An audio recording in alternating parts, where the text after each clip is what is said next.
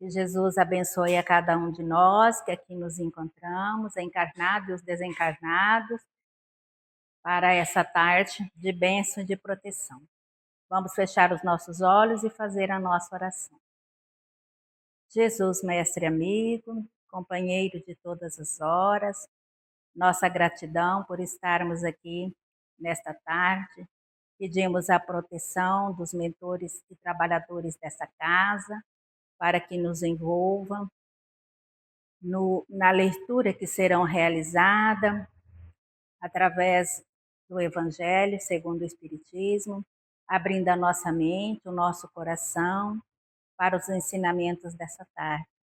Oramos e pedimos também, Jesus, por aqueles que hoje não puderam estar aqui, mas nesse instante, aonde estiverem, possam sentir a vossa vibração de paz, de luz, de bondade, de saúde, acompanhado de seus espíritos protetores, orando também pelos moradores aqui desta comunidade, esses lares também possam ser protegidos, abençoados, pelas as crianças ali na escola, os professores, os diretores, toda a equipe da diretoria que compõe a escola aqui próximo, que eles também sejam abençoados com a presença desses amigos espirituais, o pessoal aqui do grupo de batalhão, aqui da polícia, no seu trabalho, no seu plantão, que eles também sejam assistidos e que possamos ficar na proteção desses amigos espirituais, hoje e sempre, graças a Deus, que assim seja.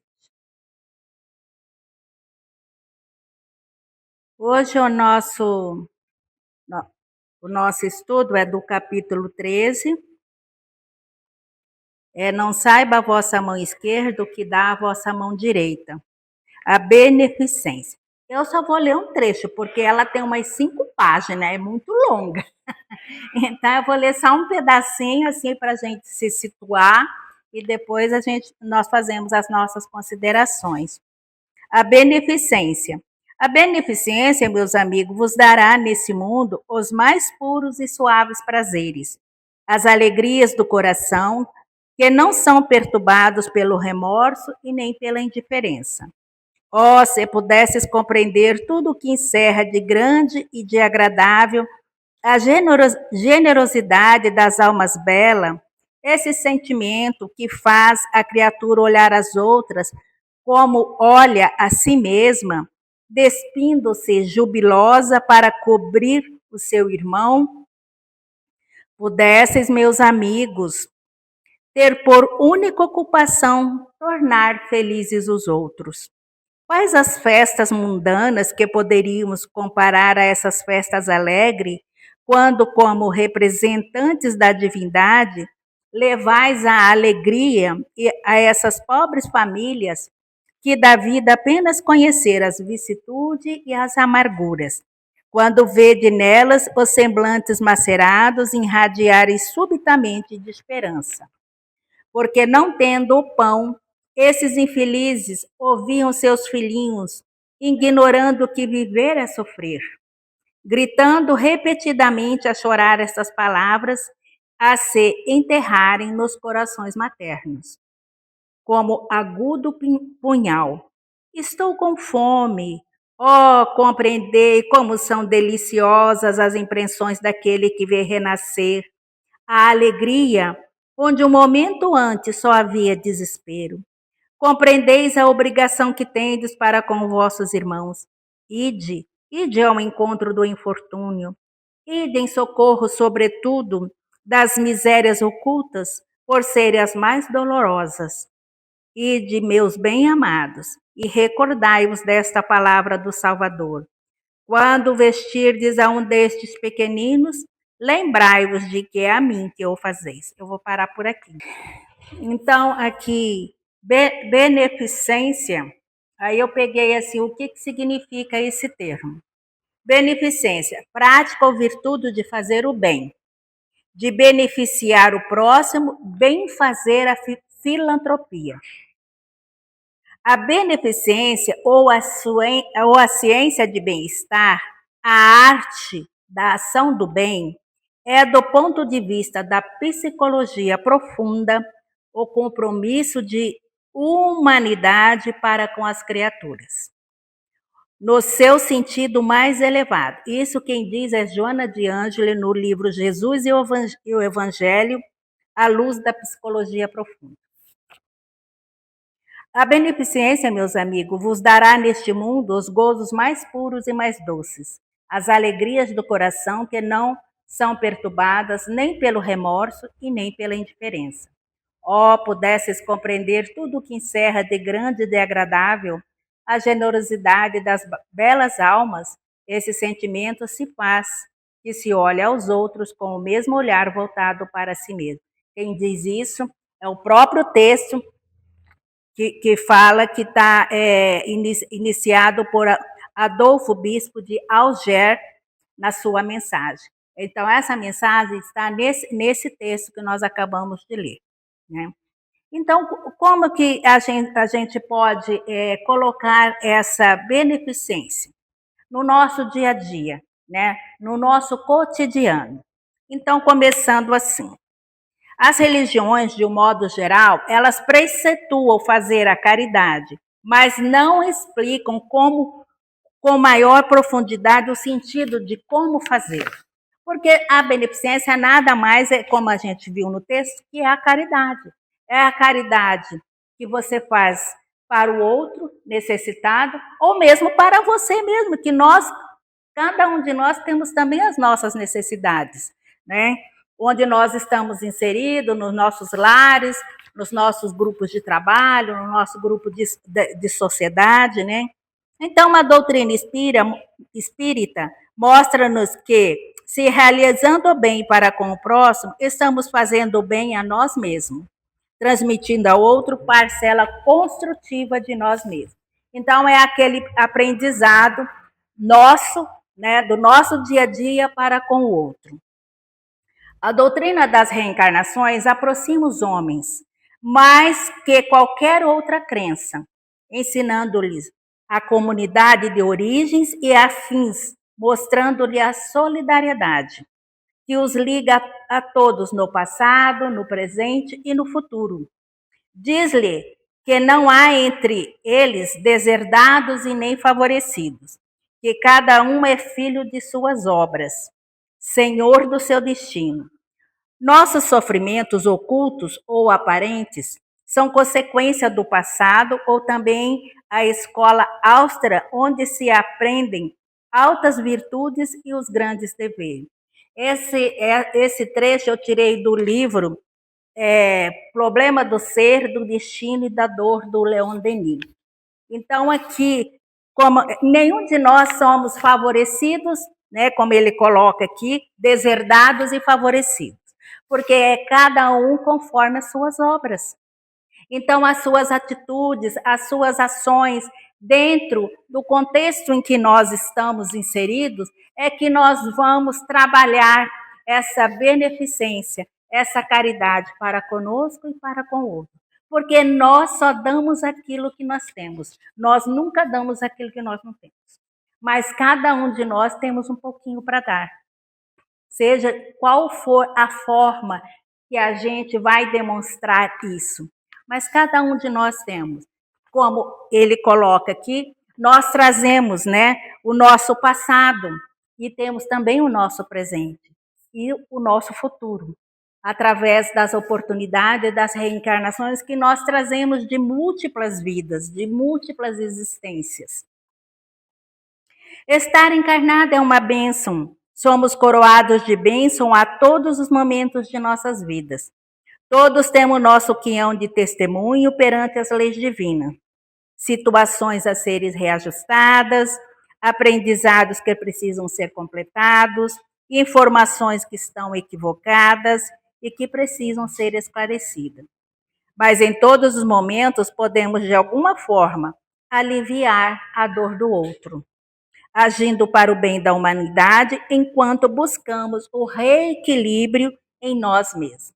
Então, quando nós estamos passando por qualquer dificuldade, né, inclusive Chico Xavier, ele fala quantas pessoas procurou ele no momento da dor da partida do filho, da partida do ente querido, né? Ele falava, dava o conforto e ele ensinava o quê? A trabalhar. Dedicar algumas horas, porque você estando ali num outro ambiente, dedicando aqueles momentos, você não vai lembrar da sua dor. Você vai atender aquele que está ali precisando daquele socorro naquele momento. Isso vai ser trabalhado, você esquece aquele momento de solidão, de momento de você ficar pensando, por que aconteceu isso na minha família, o que foi que eu fiz? Às vezes a gente se culpa, né? E naquele momento que você está se entregando a um trabalho voluntário, numa caridade, seja o que for que você possa doar, né? Ali você está ajudando aquele próximo, que às vezes as dores deles é maior do que a nossa. Então, isso também é importante, porque vai trazer para nós o nosso reequilíbrio. Todos vós podeis dar, qualquer que seja a classe a que pertençais. De alguma coisa disponde que podes dividir. Seja o que for que Deus vos haja outorgado, uma parte do que ele vos deu, deveis àquele que carece do necessário. Porquanto em seu lugar, muito gostaríeis que outro dividisse convosco. Os tesouros da terra serão um pouco menores, contudo, os tesouros do céu ficarão acrescidos. Lá colhereis pelo cêntuplo o que houver de semeado em benefício neste mundo. Esse texto também está nesse capítulo 13, no item 16 da beneficência. A beneficência é a virtude da prática do bem de fazer os benefícios a quem necessita. No seu exercício diário, no lar, primeiramente é onde nós estamos inseridos, que é o nosso lar. Que aqueles que estão ali conosco, no nosso lar, são os nossos convidados. Os convidados de estarmos reunidos nessa reencarnação. Porque nós temos compromissos com essas pessoas, né? O grupo familiar.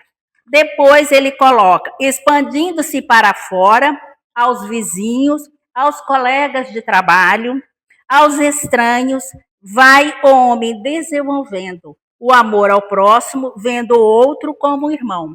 Então, a gente, estando trabalhando nessa beneficência, nessa solidariedade para com o outro, a gente vai reconhecendo no outro o irmão, que é o nosso próximo. Porque muitas vezes nós pensamos que o nosso próximo é quem está do lado. O do lado também é, mas existem outros, né? Por exemplo, agora que nós estamos passando o planeta com esse momento tão conturbado de conflitos, de guerras, nós que já estamos e temos o conhecimento da doutrina espírita, nós não podemos fazer a nossa caridade e ir lá, mas nós podemos fazer a nossa oração. No culto do Evangelho do Lar, pedir por esses irmãos que estão ainda assim, perdidos com o quê? Com o infortúnio da alma. Eu fiz uma palestra, acho que foi o mês passado, sobre o infortúnio da alma. Então, nós trazemos isso, os nossos infortúnios de outras vidas, e muitas vezes não conseguimos trabalhar isso dentro de nós. O que acontece com esses infortúnios da alma? Aí estão esses homens, né, que eles dirigem grandes nações, que trazem os seus infortúnios da alma, suas doenças, que não foram trabalhadas ainda. Aí vem a ganância pelo poder, pelo dinheiro, pela extensão territorial, em sobrepor a sua supremacia em cima de outras nações menores, né? Então, isso não foi trabalhado. Nós não podemos estar lá, mas vamos fazer de cá, do outro lado que nós estamos, as nossas orações, não só para os dirigentes dessas nações, mas também para aqueles que os seus filhos foram para a guerra e não voltaram para casa, e não voltarão. A gente pode fazer a nossa beneficência na oração para com esses irmãos desencarnados. Ali, na Palestina, ali, crianças morrendo agora de fome. adultos morrendo de fome, e a mãe sai para ir buscar comida quando vem aqueles comboios, e eu assisti a reportagem, ela falou, eu não sei se eu vou conseguir voltar com a comida, porque ali também acontece mortes ali, né? Então, assim, é muito triste quando você vê isso. A mãe ia em busca de uma comida para 4 filhos e ela não sabe se vai voltar viva com a comida, né? Então, isso é muito triste. Então, nós temos que orar por esses nossos irmãos que passam por esses infortúnios da alma. Pudesses, meus amigos, ter apenas a doce preocupação de fazer os outros felizes. Então, essa preocupação de fazer o outro feliz, não só nós, né? Nesse frio intenso que nós estamos passando agora, né? A gente agradecer. Eu agradeço, Senhor, obrigado porque eu tenho um teto, obrigado por eu ter essa cama para repousar essa matéria, Deus cobertou para me cobrir. Eu sei que muitos irmãos nesse instante não têm, né? Nós sabemos disso. Então, a gente ter essa preocupação também com o outro, né? Existem as campanhas, né? Tanto o Estado como a Prefeitura faz as suas campanhas, e outras instituições também, aqui a casa também faz, né? Campanhas de agasalho. Então, isso é muito importante, né? Para fazer o outro feliz, pelo menos agora nesse inverno tão rigoroso. Não é viver em função dos demais, quer dizer, ele coloca, pudesses, meus amigos, ter apenas a doce preocupação de fazer outros felizes. Mas isso não quer dizer, não é viver em função dos demais, mas estar sempre aberto para perceber a necessidade dos outros, prontos a auxiliá-los, até muitas vezes em suportar suas incompreensões com paciência e resignação. Nós, geralmente, a nossa incompreensão e a nossa falta de impaciência é com aqueles que estão próximos de nós, que é a nossa família, que são aqueles que nós convidamos para virmos junto nessa reencarnação. E muitas vezes nós falhamos com esses irmãos, porque a gente perde, a gente não compreende, a gente não quer compreender o outro, mas fulano ou fulana é assim, a gente quer que seja, mas cada um de nós tem um momento de despertar. A gente não pode obrigar o outro, né? Porque ele não está pronto ainda. Então a gente tem que entender esse lado. E muitas vezes ali dentro do lar a gente tem esses embates, né? Porque a gente quer que a pessoa faça. Julgando, nós achamos que é o melhor, mas a pessoa não está pronta ainda. E às vezes o que é melhor para mim não é o melhor para o outro. E muitas vezes nós não temos essa compreensão.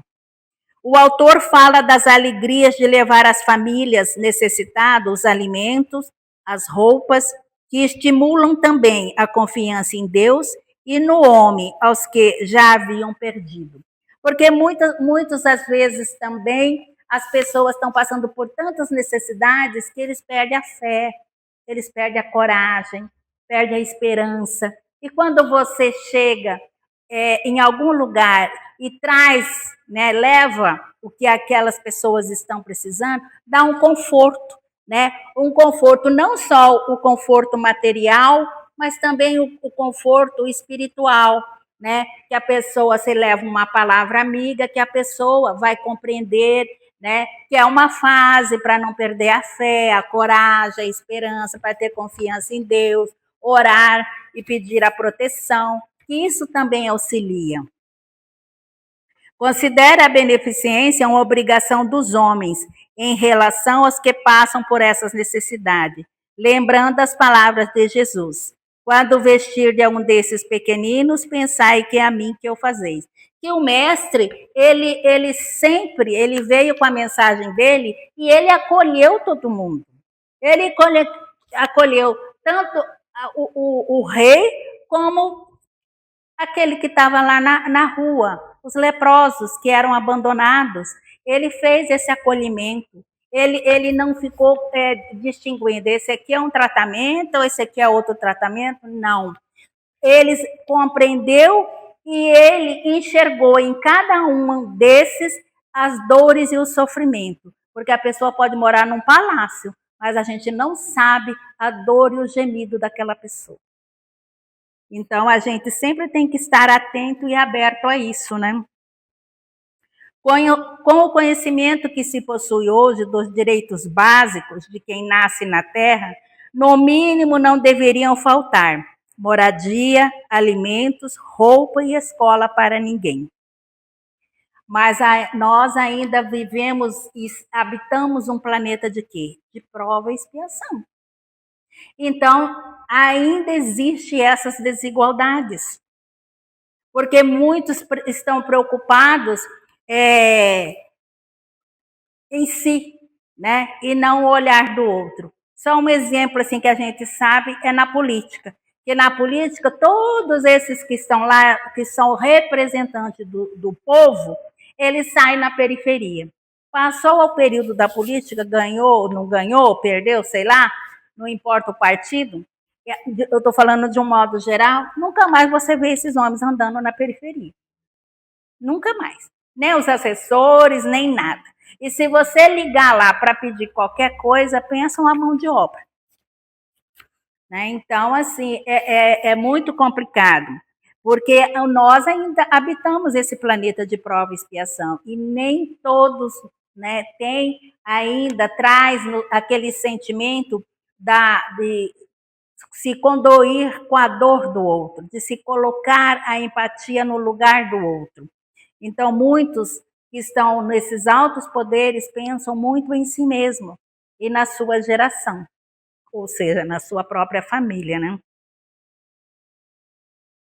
Todavia, considerando-se a distância entre o reconhecimento teórico e a sua prática, devido ainda à grande imperfeição do homem em geral, é necessário que o que tem mais busque auxiliar o que tem menos.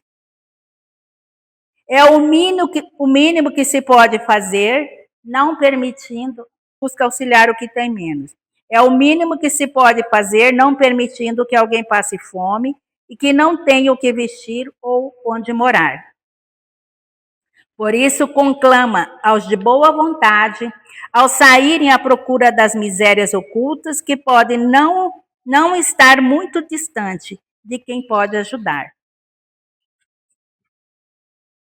Afirma que quando na Terra, foi essa virtude que lhe proporcionou os únicos momentos de felicidade que teve, o que nos leva a pensar no quanto temos de possibilidades materiais e espirituais de auxiliar o outro, e nos privamos dessa felicidade. Eis aí uma frase simples expressando uma ideia muito incomum, até ao entendimento do intelecto atual, pelo egoísmo e pelo orgulho que ainda imperam nas mentes e nos corações dos homens. Reflitamos sobre essa receita de paz, de contentamento e de remédio para as aflições da vida. Então, aqui ele está colocando para nós, né? Essa mensagem ainda é do nosso texto, da beneficência, tá? Então, colocando para nós que nós, assim, passamos por esses tormentos, que se faz necessários esses tormentos para que a gente possa evoluir moral e espiritualmente, crescer, mas olhar para o outro e refletir, né, na dor dos nossos semelhantes que estão próximos de nós, né? Quando a maioria da humanidade, ou uma grande parte dela, se esforçar para beneficiar aos que lhe estejam ao seu redor, para que suas necessidades básicas sejam satisfeitas, o mundo todo irá melhorar, afastando a revolta, o desespero, as imensas diferenças sociais, financeiras e morais. Então, todos gozarão da paz, da alegria e as aflições inevitáveis. Por culpa do passado, serão compartilhados por todos na solidariedade, na fraternidade, sendo então perfeitamente suportáveis e aproveitáveis. Quando a gente se junta, né, para aquele momento de dor, né, a gente viu ano passado lá no Rio Grande do Sul, né, aquelas enchentes, o Brasil inteiro se reuniu, né, para ajudar aqueles nossos irmãos, porque nós somos muito afetivos e muito solidários. Nós somos, hein? Graças a Deus. Né? Se ainda hoje, quando se é atingido pelas vicissitudes da vida, as mesmas se abrandam com olhar para os que as têm em piores situações, oferecendo oportunidade de reflexões saudáveis sobre a dor, o destino e a vida, a oportunidade de auxiliar os que mais padecem muito mais facilmente, elas serão suportáveis pelo esforço, então, existente de todos buscarem os outros, de todos buscarem fazer os outros felizes.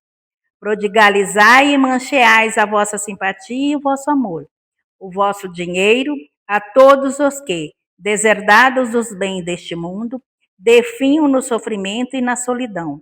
Colhereis neste mundo as alegrias bem suaves e mais tarde somente Deus sabe.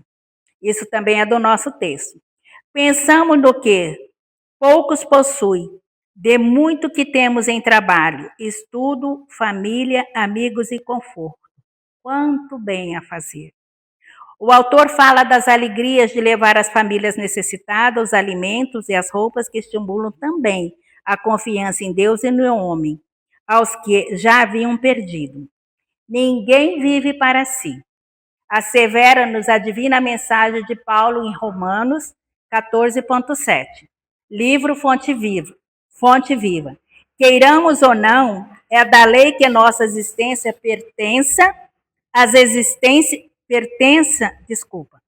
Queiramos ou não, é da lei que nossa existência pertença às existências que nos rodeiam. E tudo o que constitui as tuas obras, através das intenções, das palavras e dos atos, representará a influência da tua alma, auxiliando-te à libertação para a glória da luz ou agravando-te no cativeiro para os sofrimentos nas sombras. Vigia o teu mundo íntimo e faz o bem que puderes, ainda hoje, porquanto, segundo a sábia conceituação do apóstolo Paulo, ninguém vive para si. Jesus veio. Esse é um também que eu tirei do livro Caminho, Verdade e Vida. Mas aniquilou-se a si mesmo, tomando a forma de servo, fazendo-se semelhante aos homens. Paulo, Filipenses 2,7, livro Caminho, Verdade e Vida. Por quê? Porque Jesus, ele veio como um servo. Ele precisava disso? Não. Ele veio dar o exemplo para todos nós, né? Então ele veio e não nasceu aonde? Numa manjedoura. Ele não nasceu num palácio e era o mestre, né? Então muitos de nós temos que nos espelhar nos ensinamentos e nos exemplos de Jesus. Homem algum dos que passaram pelo orbe alcançou a culminância do Cristo. No entanto, vemo-lo na mesa de pescadores, dirigindo-se fraternalmente às meretrizes e ministrando seu derradeiro testemunho entre os ladrões. Que o desencarno dele foi, falta só um minuto, foi entre os ladrões, né? Se teu próximo não pode alçar-se se teu próximo não pode alçar-se espiritual em que te encontras, pode ir ao encontro dele, para o bom serviço da fraternidade e da iluminação, sem aparatos que lhe ofendam inferioridade. Recorda o Mestre Divino para vir até nós, aniquilou-se a si próprio, ingressando no mundo como filho sem berço e ausentando-se do trabalho glorioso como servo crucificado. Conclusão. Considera a caridade a virtude que deve conduzir os povos a esse bem-estar, semeando infinitas alegrias para o futuro. Afirma ainda, é na caridade que deveis procurar a paz do coração, o contentamento da alma e o remédio para as aflições da vida. Então, ficou aqui a nossa mensagem, a bibliografia foi do livro, né, que eu já citei aqui, Jesus e Evangelho, à luz da psicologia profunda, o livro Problema do Ser, do Destino e da Dor, do Leon Denis, Fonte Viva, do livro Caminho, Verdade e Vida, e eu também vi um texto dos Essênios, do Centro Espírita Kardecista e do Centro Espírita de Batuíra, da Leda. um texto muito bom também delas, e aí eu tirei algumas mensagens, e aí a gente conclui essa passagem da beneficência. Vamos seguir sempre o exemplo de Jesus, que é o nosso mestre, né? Ele é que nos conduz. Então, vamos encerrar fazendo a nossa oração para o passo.